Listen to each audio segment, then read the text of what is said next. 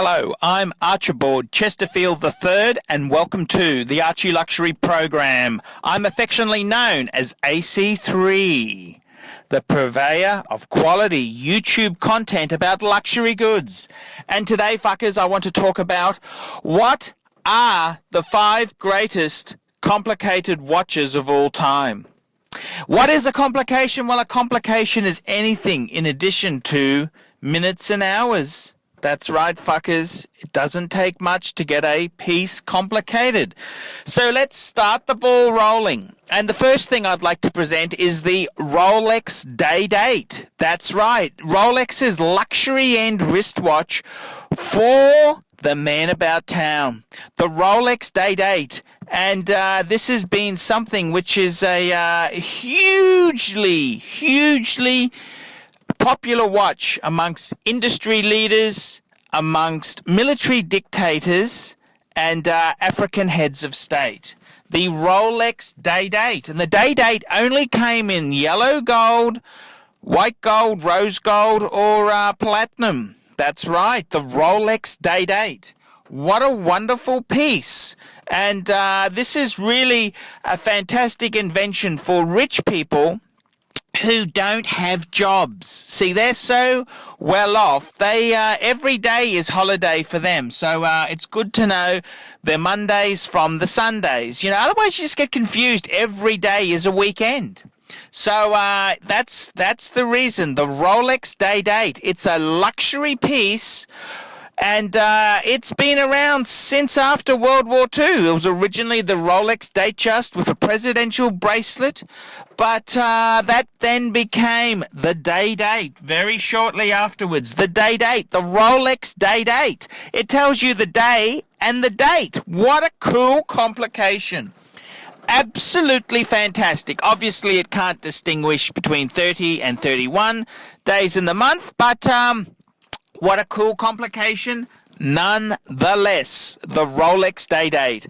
Okay, moving right along, and the next wonderful complication would have to be the chronograph. The chronograph, the stopwatch type thing that was incorporated into a wristwatch, and I'd have to support the Omega Speedmaster Professional. That's right. Originally it was just the Omega Speedmaster, but it became the Professional, and the rest is history. Did it go to the moon? Is that a conspiracy? Who really knows? But one thing for sure is the Rolex dominance wasn't going to be in space. No, our good friends at NASA, they voted for the Omega Speedmaster Man on the Moon. Well, it became the Man on the Moon after it went to the moon, but it was the Omega Speedmaster Professional. That's right, the Omega Speedmaster Professional. What a cool chronograph. Interestingly, it was a manual wind chronograph, and it's changed a little bit. Originally, it was the 321 column wheel chronograph. Then it became a cams chronograph with the invention of the 861. And it was refined a little bit to the 1861. But a marvelous piece nonetheless. Nonetheless, it's been a fantastic invention. The chronograph. What's another wonderful complication? Well, let me bring this up now. Wonderful complication is the minute repeater. And this is a JaegerLeCoultre Reverso minute repeater. What a cool piece. So what it does is you press a lever and it chimes the time. Originally invented for blind people and rich fuckers with poor eyesight. But the minute repeater has been a very complicated chronograph, and there's been a very complicated wristwatch, and there's been all sorts of experiments. What metal gives the best sound? And it's been decided that rose gold gives the best tone. That's right. That's why you see a lot of minute repeaters in rose gold, and this is the JaegerLeCoultre Reverso minute repeater. What a cool piece. And these are actually really, really cool. Wonderful buying on the used market. Still sets you back a pretty penny, fuckers. A pretty, pretty penny. They are a wonderful invention. The minute repeater to chime the time. What a wonderful piece of kit to have.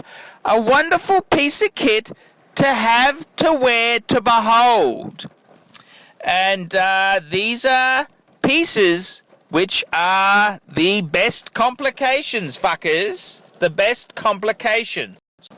And let's continue. The greatest complicated watches. And the next piece, which comes under the radar, is the GMT Function. The GMT Function, fuckers.